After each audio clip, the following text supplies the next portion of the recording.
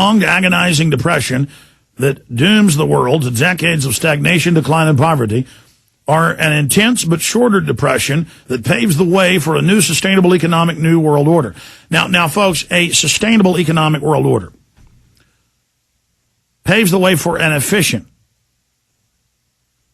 When you hear stuff like this, with less sovereignty but more efficiency means you don't have a high standard of living. They say that's bad for the earth. They say they want to lower your standard of living. That's what that means. They consolidate industry into a managed economy.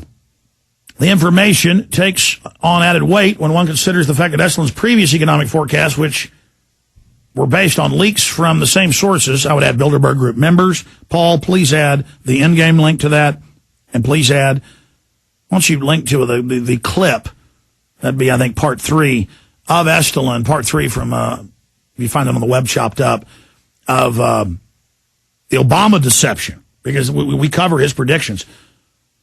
With him in the hotel saying, they told me they're going to run gas up from $45, $60 a barrel to $150 to bankrupt everything, and then they're going to plunge the stock market for sucking everybody in 2008. Exactly what happened. But again, his previous predictions have proven deadly accurate. Estlund correctly predicted the housing crash 2008 financial meltdown as a result of what sources inside Bilderberg told him were the elite planning based on what was said at their 2006 meeting in Canada, 2007 conference in Turkey. The details of the economic agenda were contained in a pre-meeting booklet being handed out to Bilderberg members. On a more specific note, Estlund warns that Bilderberg are fostering a false picture of economic recovery, sucking investors into plowing their money in the stock market, again only to later unleash another massive downturn which will create massive losses and searing financial pain in the months ahead, reports the Canadian Free Press, linking to his report. Yeah, I would say here that this is exactly how they operate. And this is exactly what all our folks with inside connections have been reporting to us. But also what Soros and others are bragging publicly. They can't help themselves.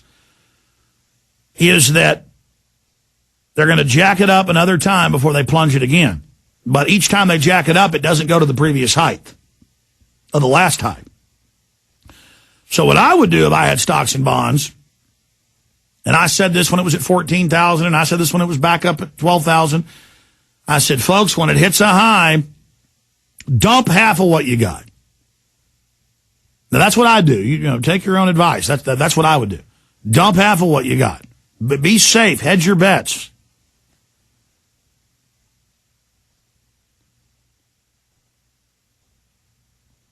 One of their concerns is addressing and neutralizing the anti-Libsen treaty movement called Libertas, led by Declan Ganley. One of the Bilderberg planned moves is to use a widespread campaign in the U.S. media suggesting that Ganley is being funded by an arms dealer in the U.S. linked to the U.S. military. Yeah, they always do stuff like that. That's what the government uses conspiracy theories against people with no proof. Like they say, I work for some Saudi person, no proof, it's always just made up. Or I work for the Vatican, no proof, always made up. Or they say, I work for ABC, total lie, we lease a satellite. That's how you're on radio. But see, notice how we're under attack the same ways, folks.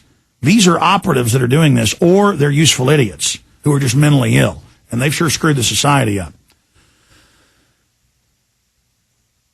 Daniel Estlund, Jim Tucker, and other sources who have infiltrated Bilderberg meetings in the past have routinely provided information about the Bilderberg agenda that later plays out on the world stage, proving that the organization is not merely a talking shop, as debunkers claim. Well, previously debunkers said it didn't exist, but an integral planning forum for the New World Order agenda. Indeed, just last month, Belgian Viscount and current Bilderberg chairman